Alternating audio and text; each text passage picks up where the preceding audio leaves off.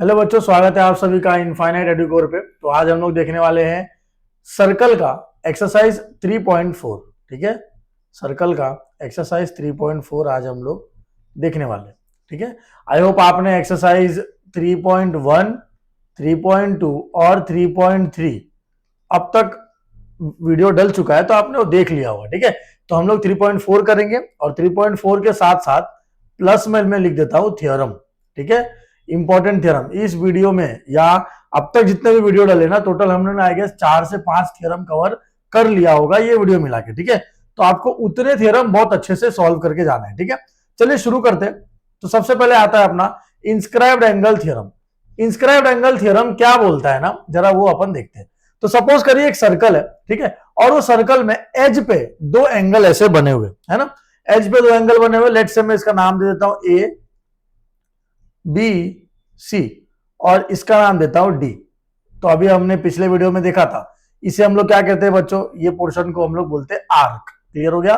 तो मैं क्या बोलता हूं, इंस्क्राइब्ड एंगल थ्योरम क्या बोलता है कि angle A B C, sorry, angle B A C, B A C मतलब कौन सा, ये वाला एंगल, ये इक्वल हो जाएगा half of measure of arc BDC के। यही था हमारा इंस्क्राइब्ड एंगल थ्योरम। ये फॉर्मूला आपको याद रखना है बच्चों, बहुत काम का, बहुत इंपॉर्टेंट फॉर्मूला है जो इंस्क्राइब्ड एंगल थ्योरम बहुत सारी जगहों पर यूज होगा। तो इसका बेसिक मीनिंग समझो। सपोज करते हैं मैं बोलता हूं, इसको पहले मैं आपको समझाता हूं। देखो, बीएसी जो एंगल है ना, वो हाफ होगा किसका, पता है, इस वाले आर्क का। लेट से मैंने बोला ये आर्क 60 डिग्री है, तो 60 डिग्री का आधा हो जाएगा 30 डिग्री, एंगल ए का वैल्यू। लेट से मैंने बोला ये आर्क 40 डिग्री है, तो इसका आधा हो जाएगा 20 डिग्री। क्लियर हो गया? तो ये था अपना इंस्क्राइब्ड एंगल थ्योरम, ये आपको ध्यान में रखना है। ठीक है, तो चलिए शुरू करते। सबसे पहले एक छोटा सा theorem, opposite angle of cyclic quadrilateral are supplementary. सबसे पहले साइक्लिक क्वाड्रिलेटरल का मतलब समझो। सपोज करो क्वाड्रिलेटरल कौन से शेप को बोलते हैं, चार साइड, चार एंगल। लेट से इसको मैंने बना दिया, लेकिन अगर वही वो सर्कल के बॉर्डर पे होना, ऐसे ऐसे, मैं आपको समझाने के लिए बना रहा हूं। ठीक है, वही वो सर्कल के बॉर्डर पे हो, तो उसके चारों साइड एक साइकिल प्रोड्यूस करे, एक सर्कल के साइड पे। ठीक है, तो इसी को हम लोग बोलते हैं साइक्लिक क्वाड्रिलेटरल। ठीक है, तो इसका मतलब है डायग्राम में हमें क्या बनाना पड़ेगा बच्चों, डायग्राम में हमें साइक्लिक क्वाड्रिलेटरल ड्रॉ करना पड़ेगा। ठीक है, चलिए ड्रॉ करते। मैं एक सर्कल बना देता हूं। तो लेट से एक सर्कल हमने यहां पर ड्रॉ कर लिया है ना, एक सर्कल ड्रॉ कर लिया, और सर्कल के अंदर जो भी इंफॉर्मेशन रहेगा मैं फिल करता हूं। ठीक है, तो एक मिनट रुक जाओ बच्चों, सर्कल को मुझे, हाँ, ओके, ठीक है। तो अब सपोज करो,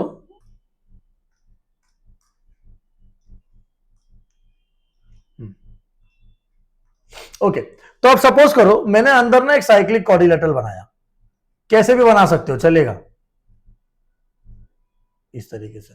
बस क्वाड्रिलेटरल होना चाहिए, मतलब चार साइड होने चाहिए। तो ए बी सी डी, तो हो गया हमारा चार साइड और चार एंगल। क्लियर हो गया? समझ में आ गया बच्चों? क्या दिया हुआ, opposite angle of cyclic quadrilateral are supplementary. हमें प्रूव करना है। सबसे पहले मैं गिवन लिखूंगा। गिवन में क्या आ जाएगा बच्चों, तो मैं लिखूंगा, इसको सेंटर दे दो ओ, इन circle with centre O.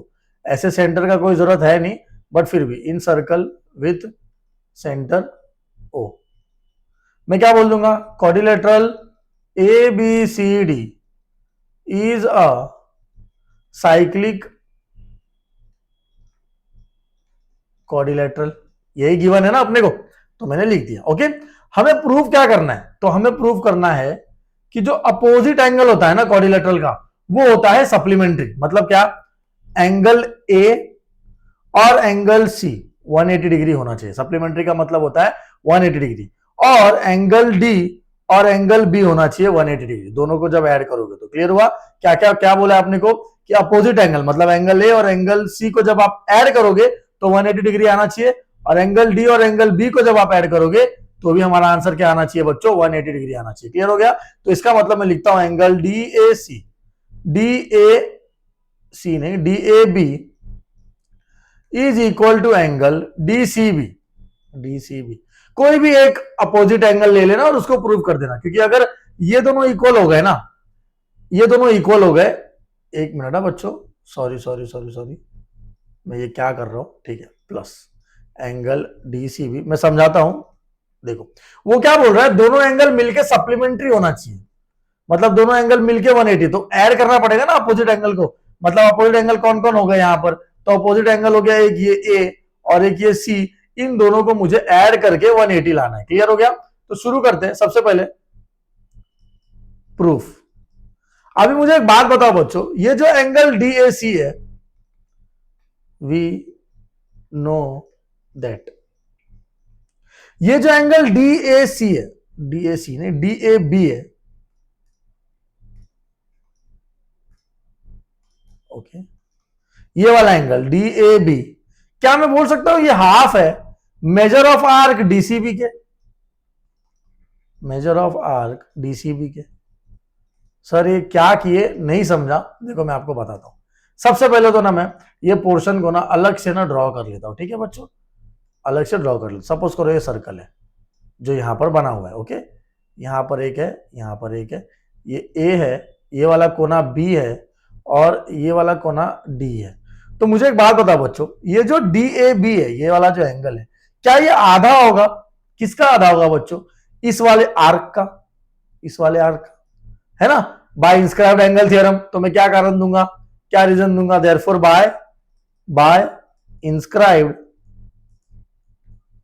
Angle theorem. समझ गए?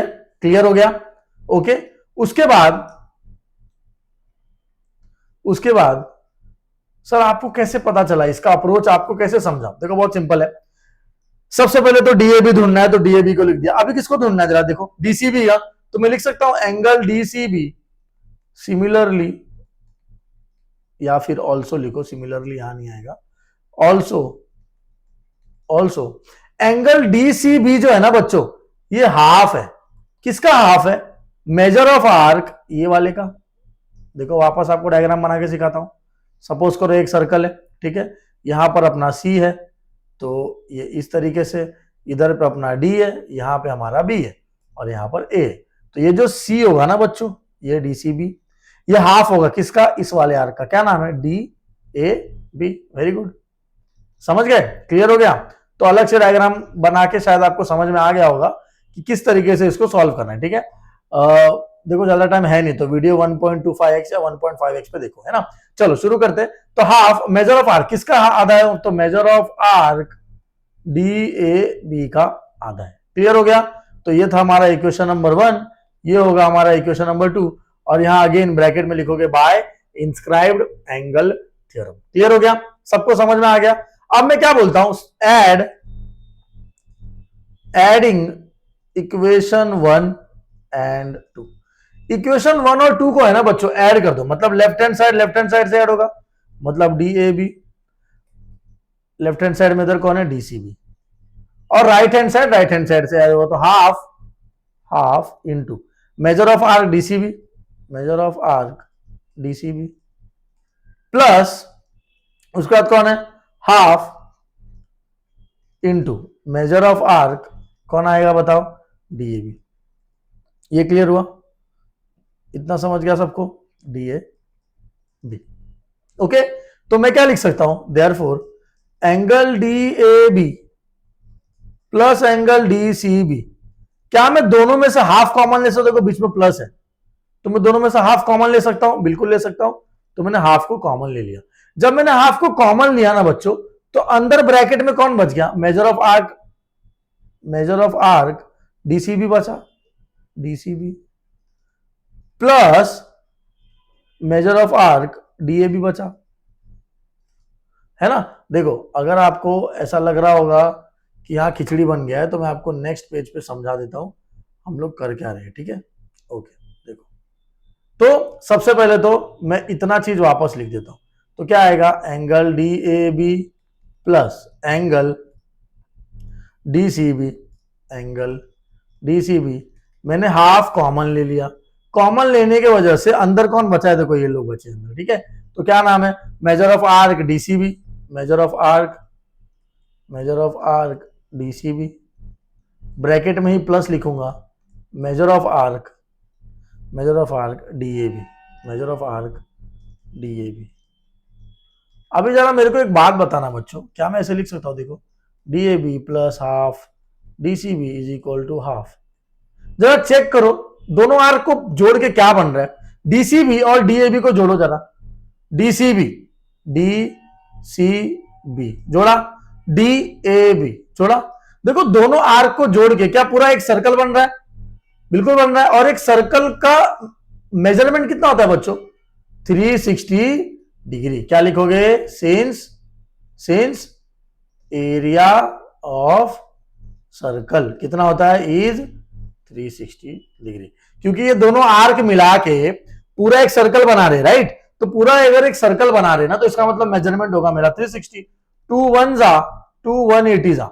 चेक करो जो हमें प्रूफ करना था वो आया क्या? मतलब डीएबी और डीसीबी को जब हम ऐड कर देते हैं तो हमारा आंसर आ जाता है 180 डिग्री। और ये प्रूव हो गया। प्रूफ होने से पहले आपको ये ना वापस लिखना है, ये opposite angle of cyclic quadrilateral are supplementary. तो यहां पर लिख देना ये अपोजिट, ये जरूरी है, angle of cyclic quadrilateral are supplementary, hence proved. समझ गया होगा आपको? ये क्लियर हुआ होगा। बहुत इंपॉर्टेंट क्वेश्चन है, एग्जाम में आ सकता है, कुछ भी नहीं करना है। ये जो आपको दिख रहा है यहां पर देखो, जो प्रूव करना है ना उसी के साथ चलो। डीएबी तो डीएबी लिया, आर्क लिया। डीसीबी लिया, उसका आर्क लिया इंस्क्राइब्ड एंगल थ्योरम से। सर मैं ऐसा ले सकता हूं क्या? देखो डीएबी है और डीसीबी है, मैं ऐसा ले सकता हूं क्या? एडीसी और एबीसी ले सकते हो, यहां लिख देना is equal to 180। Same step करोगे, सेम आर्क निकलेगा और आपका वैल्यू भी सेम आएगा। क्लियर हो गया? समझ में आया? चलो मैं आगे चलता हूं बच्चों। तो सबसे पहले क्वेश्चन देखो क्या दिया हुआ है। फर्स्ट क्वेश्चन क्या बोला आपने को? तो एक साइक्लिक कोऑर्डिनेटर बता दिया, ऑलरेडी गिवन है, तो गिवन टू फाइंड आप लिख लेना। पी क्यू और आर क्यू इक्वल है, पी क्यू और आर क्यू इक्वल है। ओके, पी एस आर इसका वैल्यू है 110।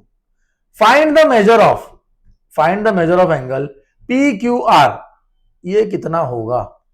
अभी अभी सॉल्व किया था क्या? वी नो दैट, क्या पता है बच्चों हमें कि opposite angle of a cyclic quadrilateral are supplementary. Video चल रहा है ना? ओके ठीक है। तो opposite angle of cyclic quadrilateral are supplementary, इसका मतलब है क्या P S R, angle P S R ये इक्वल है एंगल पी क्यू आर के? ये इक्वल है एंगल पी क्यू आर के। कैसे सर? क्या एस और क्यू अपोजिट नहीं है? बिल्कुल है ना। तो देखो ना, एस और क्यू अपोजिट लिखा, सेंट्रल एंगल है ना। तो मुझे एक बात बताओ, पीएसआर का वैल्यू कितना है? 110 गिवन है। पीएसआर 110 देखो गिवन है, very good. Is equal to angle P Q R. Therefore मेरे को पी क्यू आर कितना मिल गया बच्चों? 110 डिग्री। तो इसका वैल्यू भी कितना हो गया? 110। समझ में आ गया? पी क्यू आर मिला। ओके, जल्दी से स्क्रीनशॉट ले लो, क्योंकि मैं इतना ये वाला क्वाड्रिलेटरल ही मिटा रहा हूं ताकि मुझे एक अच्छा जगह मिल जाए सम को सॉल्व करने के लिए। ठीक है, ओके। दूसरा हिस्सा क्या ढूंढना है, चेक करो। Second part, major of arc P Q R. P Q are का वैल्यू ढूंढना है, ये वाले का। मुझे एक बात बताओ बच्चों, ये आर्क कौन बना रहा है? ये वाला जो आर्क है ये कौन बना रहा है? क्या ये एंगल बना रहा है? बिल्कुल सही। तो क्या यहाँ इंस्क्राइब्ड एंगल थ्योरम लग जाएगा? जिनको नहीं समझा उनके लिए स्पेशल मैं सर्कल अलग से बना देता हूं, तब अभी आपको शायद क्लियर हो जाएगा। देखो ऐसा है और ऐसा है, बराबर। एक मिनट, ऐसा है और यहां पर ऐसा है। ऊपर P है, यहां पर R है, इधर ऐसे और ये Q है। तो क्या इधर इंस्क्राइब्ड एंगल थ्योरम नहीं लगेगा?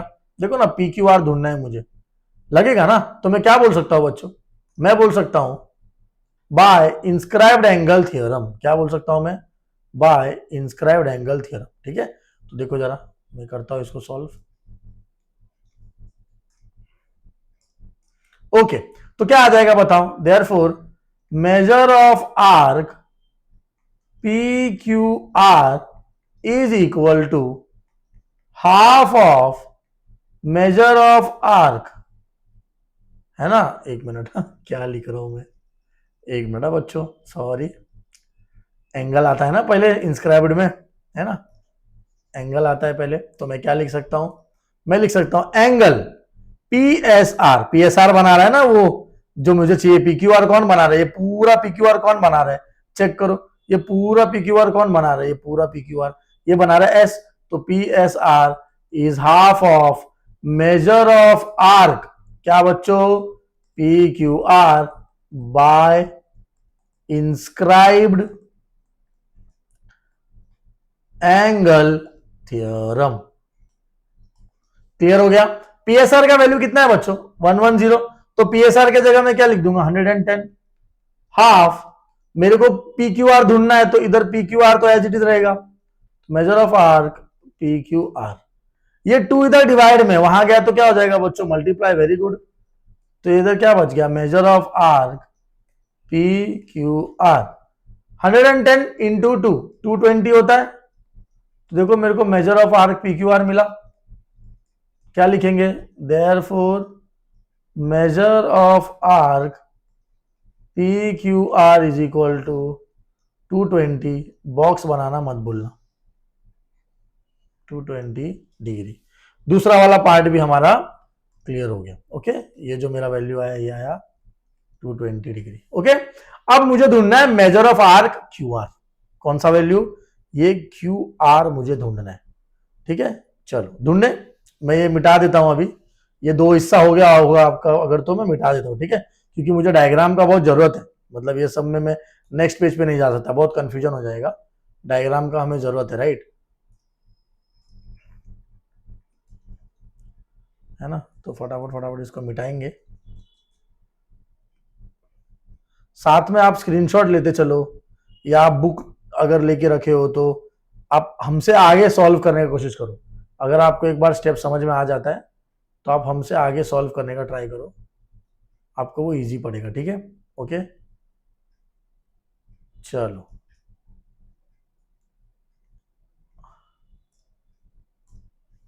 देखो, अलजेब्रा का पेपर अगर आपका इजी गया है ना, तो ज्योमेट्री का टेंशन लेने का उतना जरूरत भी नहीं, आप अलजेब्रा का पेपर लिख के आए हो, कैसा गया है क्या गया एक बार आप चेक करो, है ना, अगर वो अच्छा गया है तो ज्योमेट्री, और अगर वो अच्छा नहीं भी गया है तो उसको आप ज्योमेट्री में कवर कर सकते हो, दोनों तरीका, दोनों वे है ये चीज सोचने का, है ना।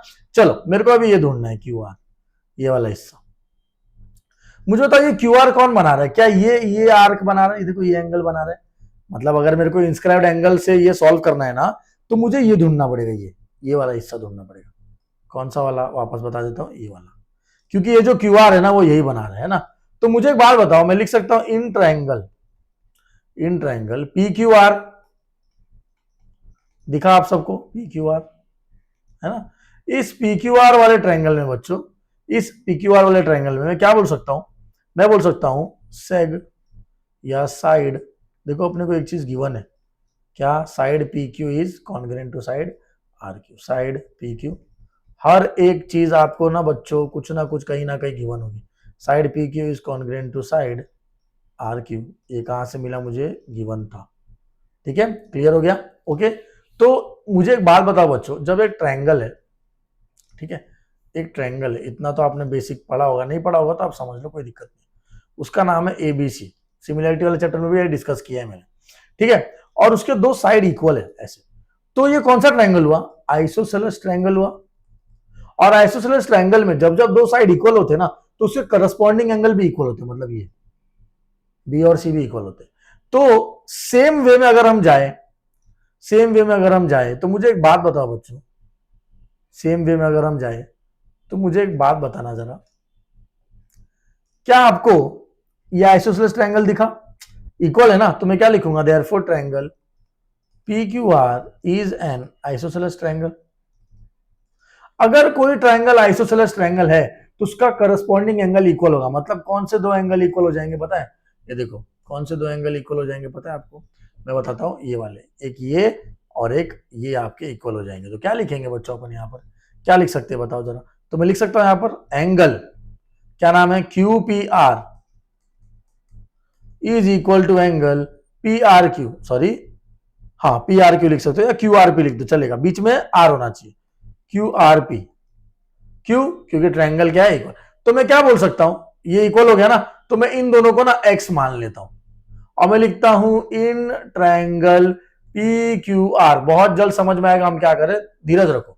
तो angle P plus angle Q plus angle R is equal to 180 degree, क्योंकि एक ट्रायंगल का मेजरमेंट कितना होता है, 180 डिग्री।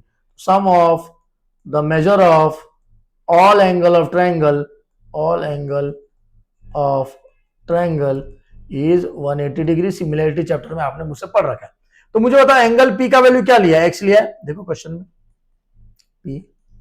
एंगल क्यू का वैल्यू क्या लिया है, वही मुझे ढूंढना है ना।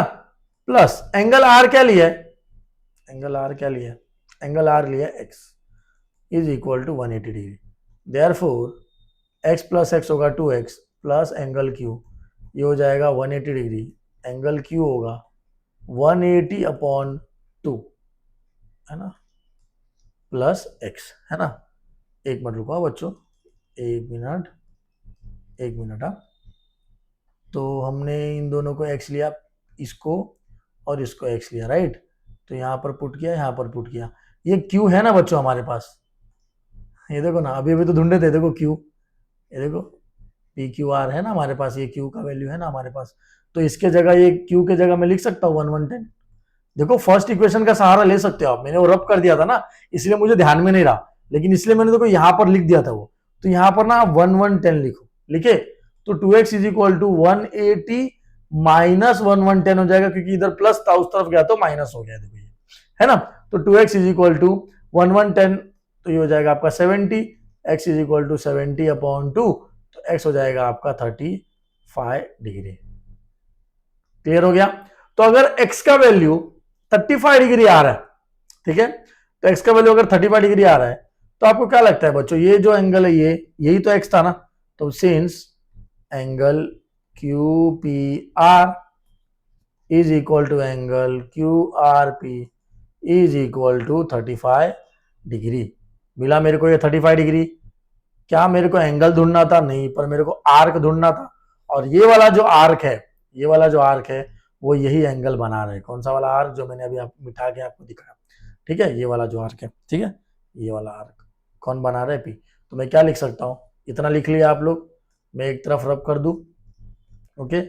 देखो बच्चों मैं लिख सकता हूं। तो बेसिकली हमने किया क्या पता है आपको, हमने पहले एंगल ढूंढा, क्योंकि बाय इंस्क्राइब्ड एंगल थ्योरम ना आर की हाफ हो जाता है, तो मैं वो लिख सकता हूं, ठीक है। क्लियर हो गया।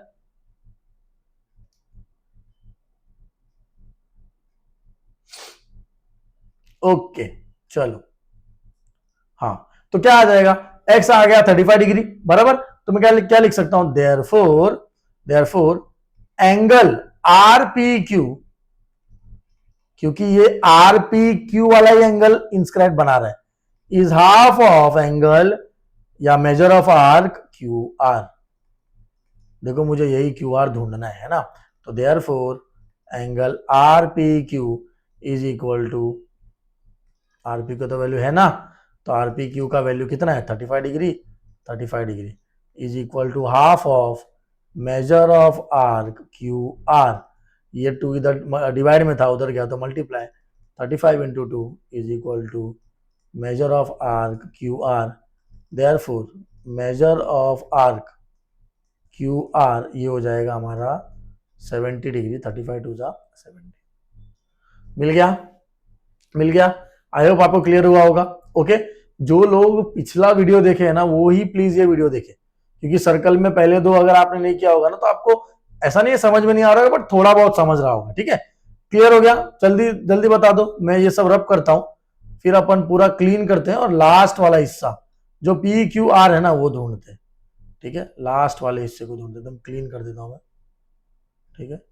या फिर आप वो होमवर्क ले लो, मैं बता दूंगा कैसे करना है, आप होमवर्क ले लेना फिर, ठीक है। एक बार आप खुद से उसको अच्छे से सॉल्व करके चेक करना आंसर बराबर आ रहे हैं कि, ठीक है। और टेक्स्ट बुक में बच्चों कहीं कहीं पर पीछे, मुझे लगता है मैथ्स 2 में तो शायद ज़्यादा जगह आंसर है नहीं, मैथ्स 1 में कहीं कहीं पर पीछे गलती था टेक्स्ट बुक में आंसर, और मैथ्स 1 में कहीं कहीं 2-3 जगह क्वेश्चन भी अच्छे खासे गलत है, ठीक है। तो थोड़ा वो ध्यान रख के मैथ सॉल्व करना, है ना। चलो okay, major of angle P R Q हमें ढूंढना है ना। P R Q, P R Q. अभी मुझे एक बात बताओ बच्चों, मुझे एक बात बताओ, ये पी आर क्यू, ये वाला जो पी आर क्यू है एंगल, ये मिला है ना हमें, अभी अभी तो मिला ना, कौन से दो लोग इक्वल मिले, याद करो, Q P R, Q P are और एंगल क्यू आर पी, ये हम दोनों को इक्वल मिला, याद है क्या, अभी अभी जो मैंने मिटाया, राइट, वो इक्वल मिला था, इसका वैल्यू भी 35 मिला था और इसका वैल्यू भी 35 मिला था, तो बेसिकली मुझे पी आर क्यू का मेजरमेंट 35 डिग्री मिल गया। अभी पीछे ही सम किए ना, है ना, इसका थर्ड वाले पार्ट में जब हम ये ढूंढ रहे थे तब हमने ट्रायंगल को भी सिमिलर प्रूफ किया था, ठीक है, ओके, चलो, है ना, तो मैंने ट्रायंगल का भी वैल्यू ढूंढा था और ट्रायंगल का वैल्यू ढूंढ के मैंने दो साइड, दो एंगल पता किए थे, क्योंकि वो आइसोसेलेस ट्रायंगल था तो उसका करस्पॉन्डिंग साइड भी इक्वल था, दैट्स व्हाई ये भी 35 आया, ये भी 35 आया। क्लियर हो गया। चलो अब ये इंपॉर्टेंट सम है बच्चों, मोस्ट इंपॉर्टेंट, ये एग्जाम में देखने को मिल सकता है, बहुत सिंपल है, येट बहुत बच्चे गलत करते हैं। तो सपोज करो मैं एक सर्कल बनाता हूं,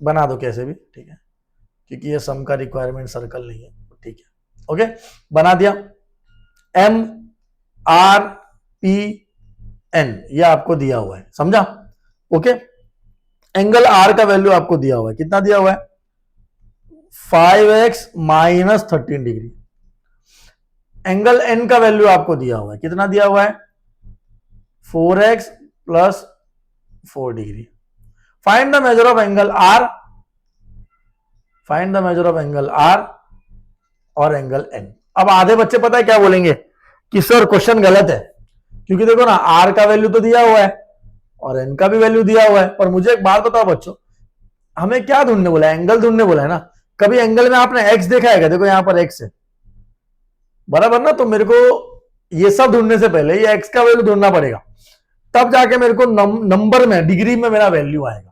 तो मैं कैसे लिखूंगा, गिवन टू फाइंड आपको लिखना है, मैं सॉल्यूशन लिखता हूं डायरेक्ट, मैं क्या लिखूंगा, we know that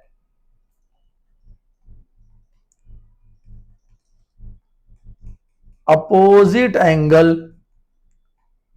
of a cyclic quadrilateral are supplementary.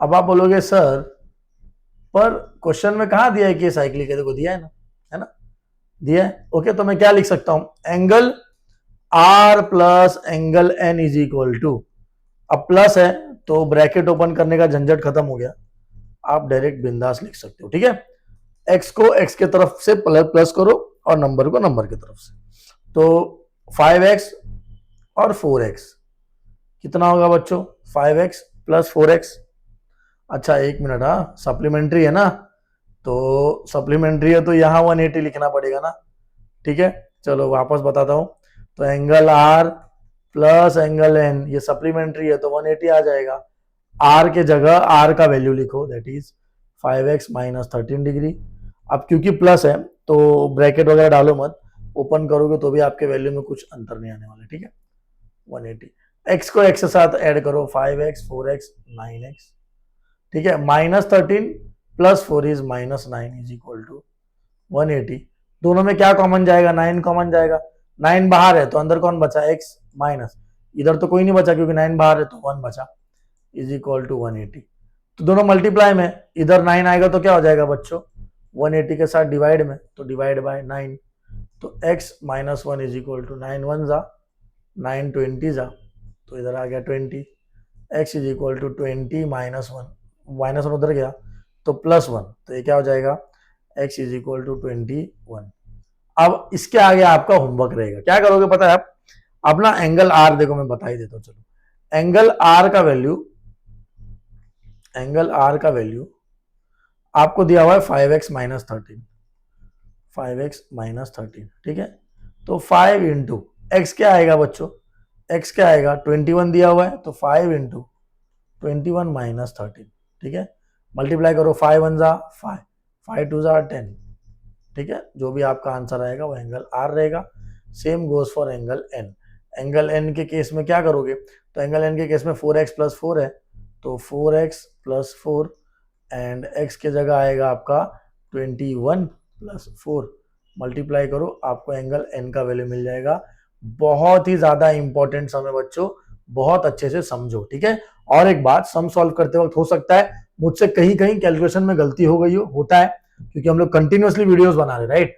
तो आप थोड़ा बहुत ये भी ध्यान रखते हुए चलो कि कहीं कहीं अगर सर से मिस्टेक हो रहा है तो आप उसको ठीक कर दो, ठीक है।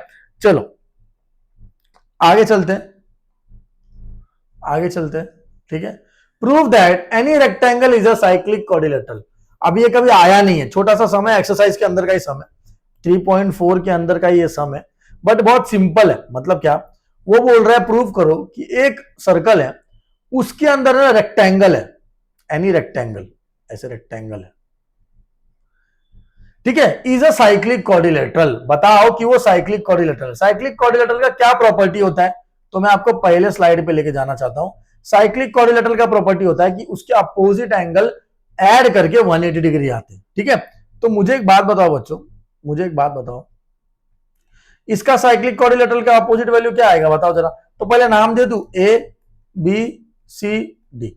सबसे पहले गिवन लिखने का, देखो छोटा सा क्वेश्चन है बट येट इंपॉर्टेंट है, थ्योरम जैसा ही है, थ्योरम नहीं है बट थ्योरम जैसा ही क्वेश्चन है, छोटा सा क्वेश्चन है। देखो तो एनी रेक्टेंगल, मतलब उन्होंने बोल दिया क्या, quadrilateral A B C D is a rectangle, ठीक है, रेक्टेंगल है, ओके। क्या प्रूव करना है बच्चों, तो मुझे प्रूव करना होगा, मुझे प्रूव करना होगा कि क्वाड्रिलेटरल एबीसीडी ये एक साइक्लिक क्वाड्रिलेटरल है, इज अ साइक्लिक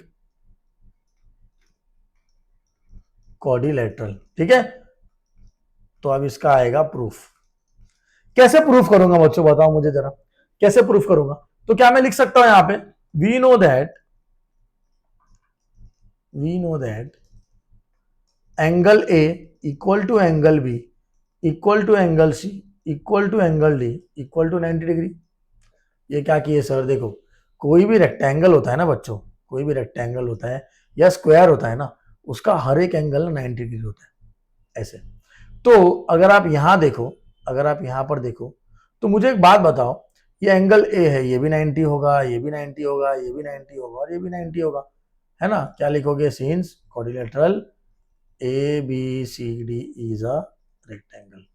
हो गया सॉल्व, एक स्टेप और आएगा आपका सम सॉल्व, ठीक है। क्या आएगा बताओ जरा, तो मैं क्या लिख सकता हूं, सिंस अपोजिट बताओ जरा, ए का अपोजिट सी है क्या, तो angle A plus angle C. Angle A का वैल्यू कितना है, 90 है, 90। एंगल सी का वैल्यू कितना है, 90 है, देखो ना एंगल सी का वैल्यू भी 90 है, क्योंकि दोनों इक्वल है तो दोनों का वैल्यू 90 और 90 ईच, तो 90 प्लस 90 180। सिमिलरली, सिमिलरली ये तो एक अपोजिट साइड हुआ ना, दूसरा बताओ जरा, ये डी और बी अपोजिट है ना, ये डी और ये बी अपोजिट है, तो क्या लिख सकता हूं मैं, angle D plus angle B. अब एंगल डी का वैल्यू कितना है बच्चों, डी का वैल्यू भी 90 है, 90। एंगल बी का वैल्यू कितना है, तो एंगल बी का वैल्यू भी 90 है, 90। तो angle D plus angle B is equal to 180 degree. आप चेक करो फ्रॉम इक्वेशन 1 एंड 2, आपको क्या पता लगा बच्चों कि अपोजिट एंगल है और वो 180 डिग्री आ रहा है। तो ये कब होता है, ये तब होता है जब quadrilateral A B C D is a cyclic quadrilateral, hence proved. समझ गए, क्लियर हो गया, ओके। तो बढ़ते हैं आज के लास्ट कॉन्सेप्ट पे।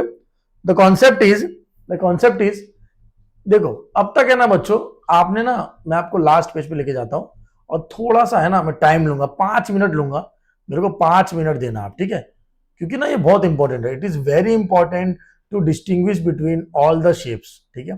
तो लेट अस डिस्टिंग्विश, हम लोग 3 शेप बनाते हैं और उसको अच्छे से डिस्टिंग्विश करते हैं। तो सपोज करो ये एक सर्कल है, ठीक है, एक और हम इंसर्ट करते हैं, 3 सर्कल चाहिए हम अपने को, ठीक है।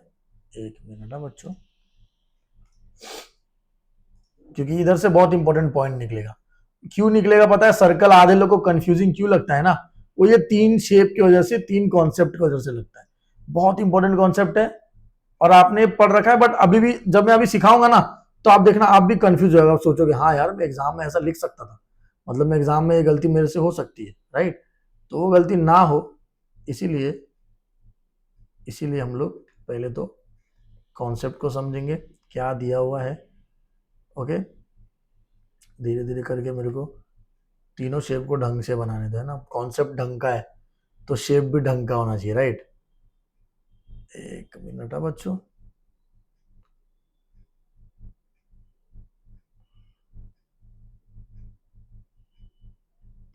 ओके, तो आपने आपने स्टार्टिंग में एक कॉन्सेप्ट पढ़ा हमारे पहले वीडियो में कि अगर सेंटर से कोई लाइन आएगा ना, ऐसा ऐसा, तो सपोज करो ये ओ है, ये ए है, ये बी है और ये सी है। तो अगर सेंटर से कोई लाइन आएगा ना, तो वो जो एंगल होगा ना वो इक्वल होगा, मतलब एंगल, वो जो एंगल होगा ना बच्चों, एक एक मिनट, हाँ, वो जो एंगल होगा ना, कौन सा, AOC, ये वाला AOC, ये ना इक्वल पढ़े थे आप आर्क के, पता है क्या, मेजर ऑफ आर्क ABC। क्यों? क्योंकि सेंट्रल एंगल से निकलता है। कंफ्यूज हो जाओगे इसलिए बता रहा हूं, ये आपने फर्स्ट एक्सरसाइज में पढ़ रखा है कि arc subtended by central angle is equal to the, sorry, arc subtended by central angle is equal, मतलब सेंट्रल एंगल जो भी आर्क बनाएगा, ये जो सेंट्रल एंगल है, ये जो भी आर्क बनाएगा वो इक्वल होगा। क्यों इक्वल होगा? क्योंकि सेंट्रल एंगल है, मतलब अगर ये 60 होगा तो ये भी 60 होगा। उसके बाद हमने पढ़ा इंस्क्राइब्ड एंगल थ्योरम, देखो जरा, मतलब यही चीज थोड़ा आप सर्कल के पास जग चला गया, ये सेम चीज ऊपर चला गया, तो नाम सेम देता हूं, देखो OACB। क्या पढ़ा इंस्क्राइब्ड एंगल थ्योरम में? तो AOC ये हमेशा आधा होता है, किसका, इस आर्क का, ABC का, किसका, major of arc ABC, major of arc, ठीक है। ये समझ में आया, क्लियर हुआ? ये दो कॉन्सेप्ट कंफ्यूज नहीं होना, है ना। अब मैं आपको एक चीज और बताता हूं। अब सपोज करो सर्कल का एक और प्रॉपर्टी है, सपोज करो ये सर्कल के बाहर ड्रॉ हुआ है, मतलब ये जो लाइन है वो सर्कल के बाहर बनी हुई है। हमारा तीसरा कॉन्सेप्ट इस तरीके से, देखो नाम मैं सेम दूंगा, इसको O बोल देता हूं, इसको A, इसको B, इसको C। पर इस बार है ना बच्चों, दो आर्क बन रहे हैं, देखो देखो इधर भी बन रहा है। मैं आपको विजिबिलिटी के लिए ना थोड़ा और बड़ा बनाता हूं, ताकि ना आपको समझ में आ जाए कि मैं बताना क्या चाह रहा हूं, ठीक है। हाँ, ओके। तो इधर O है, ऊपर O, यहां पर A है, यहां पर B है और यहां पर C है, ठीक है। तो देखो ना यहां पर भी तो एक आर्क बन रहा है ना, देखो यहां पर भी एक आर्क बन रहा है। तो उस आर्क का नाम अपन क्या दे देते, कुछ और दे देते, लेट से मैंने इधर दे दिया P और Q। तो ये प्रॉपर्टी क्या बोलता है पता है बच्चों, ये प्रॉपर्टी बोलता है, ये जो हमारा लास्ट प्रॉपर्टी जो आज हम पढ़ने वाले, ये बोलता है कि सेंटर, वापस से ये BED, देखो ये हमेशा इसी की बात हो रही है, सेंटर पे होगा तो भी, सर्कल के ऊपर होगा तो भी, सर्कल के बाहर होगा तो भी, हमेशा ये बीच वाले की बात हो रही है, ठीक है। तो BED ये आधा होगा, किसका, बड़ा आर्क माइनस छोटा आर्क। क्या बोला मैंने, क्या बोला, सेंट्रल एंगल कौन सा, AOC ये आधा होगा, किसका, मेजर ऑफ आर्क, बड़ा वाला आर्क कौन है, ABC। तो measure of arc ABC minus major of arc PQ। बड़ा आर्क में से छोटा आर्क अगर आप माइनस कर दोगे, देखो ये तीन प्रॉपर्टी के ऊपर एक कोई प्रॉपर्टी पे 101% आपके एग्जाम में सम रहेगा, और पॉसिबल है कि ये तीन में से कोई दो प्रॉपर्टी पे सम रहे, मतलब इंस्क्राइब्ड एंगल थ्योरम पे एक रहे जो कि ये सेंट्रल वाला, ये वाला, उसके बाद या तो इसमें आपको देखने को मिलेगा। और मैं बोल रहा हूं आपको तीनों में से कम दो टॉपिक पे तो आपको बोर्ड एग्जाम में सर्कल में से कॉन्सेप्ट देखने को मिलेगा। क्लियर हो गया? ओके, तो मुझे बताओ बच्चों, आपको ये समझा ना, यहां पर क्या होगा, सेंट्रल एंगल होगा। देखो हर बार ये O ही टारगेट हो रहा है और ये O ही शिफ्ट हो रहा है हर बार। पहले ये O सेंटर पे था, फिर सर्कल को टच किया, फिर सर्कल के बाहर चला गया। तो जब O सेंटर पे था तब वो जो आर्क बना रहा था वो भी इक्वल था। सर्कल को जब टच कर रहा था तो इंस्क्राइब्ड एंगल थ्योरम बन गया, वो हाफ ऑफ द आर्क हो गया। और जब सर्कल के बाहर चला गया तो हाफ बड़ा वाला आर्क माइनस छोटा वाला आर्क। क्लियर हो गया? इसका स्क्रीनशॉट ले लो, मुझे तुम याद करोगे, इस पे कॉन्सेप्ट पे एक ना एक सम आपको एग्जाम में रहेगा ही रहेगा, ठीक है। चलो आ जाओ, देखो तो मैं यहां पर आपको ये लास्ट एक हमारा कॉन्सेप्ट है ये बता देता हूं, तो थ्योरम है, ठीक है। अब इसके ऊपर सम कैसा आता है वो देख लो। इसके ऊपर सम कैसा आता है वो देख लेते हैं। ठीक है, तो सम आता है इसके ऊपर कि एक एनएस है, ईएफ है, मेजर ऑफ एनएमएस ढूंढो। बहुत सिंपल है, एनएमएस मतलब ये ढूंढना है। तो मैं क्या लिखूंगा, वी नो दैट। सर आपने मुझे बताया ही नहीं कि इसको तो हम लोग बोलते हैं कि arc subtended by central angle are equal. इसका रीजन दे दूंगा इंस्क्राइब्ड एंगल थ्योरम। इसका क्या रीजन देना है, इसका रीजन देना है बाय प्रॉपर्टी। बस इतना ही देना है, बस। क्या क्या रीजन दोगे, बाय प्रॉपर्टी। क्या रीजन देना है बच्चों, बाय प्रॉपर्टी। क्या लिखेंगे हम लोग, therefore by property. Okay, property of circles लिख देते, प्रॉपर्टी ऑफ सर्कल्स, है ना।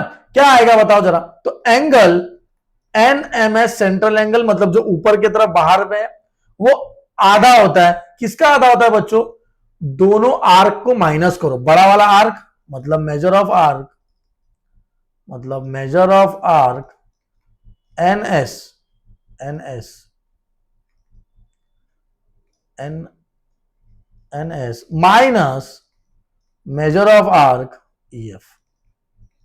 क्लियर हो गया। तो angle NMS is half of measure of arc NS कितना दिया हुआ 125 माइनस 37। क्या इसके आगे आप सॉल्व करोगे, कुछ नहीं करना है। 125 में से 37 को माइनस कर दोगे, जो भी आंसर आएगा उसको डिवाइड बाय 2 कर दोगे, आपको सेंट्रल एंगल एनएमएस मिलेगा। मैं वापस आपको रिपीट कर रहा हूं, आइदर फ्रॉम दिस और फ्रॉम दिस और फ्रॉम दिस, ये तीनों कॉन्सेप्ट में से कोई दो कॉन्सेप्ट 101% आपके एग्जाम में रहेंगे, नहीं तो एक कॉन्सेप्ट तो रहेगा। या तो इंस्क्राइब्ड एंगल थ्योरम पे एक सम आपको देंगे, या तो सेंट्रल एंगल पे आपको ऑब्जेक्टिव आ सकता है, या तो ये वाले पे आपका 2 मार्क का सम बन सकता है। तो इतना आपको आई गेस क्लियर हुआ होगा। क्लियर हो गया। ओके, तो बच्चों आज हमने हमारा एक्सरसाइज 3.4 से रिलेटेड जितने भी इंपॉर्टेंट क्वेश्चन थे प्लस एक थ्योरम हमने साइक्लिक कोरिलेटरल वाला सीखा। आई होप आपको वीडियो बहुत अच्छा लगा होगा। वीडियो अच्छा लगा होगा तो इसी तरीके से आपका सपोर्ट बनाए रखें, और हमारा एक एक्सरसाइज सर्कल को लेके बच जाता है, और आपको, मुझे ऐसा लग रहा है कि आपका जो सर्कल का डर है वो भी खत्म हो चुका है। मिलते हैं सर्कल के आखिरी वीडियो जो कि है 3.5 के साथ, जो कि आज ही, जब आप ये वीडियो देख रहे हो तब तक शायद अपलोड हो चुका होगा या आज ही अपलोड हो जाएगा। मिलते हैं अगले वीडियो में।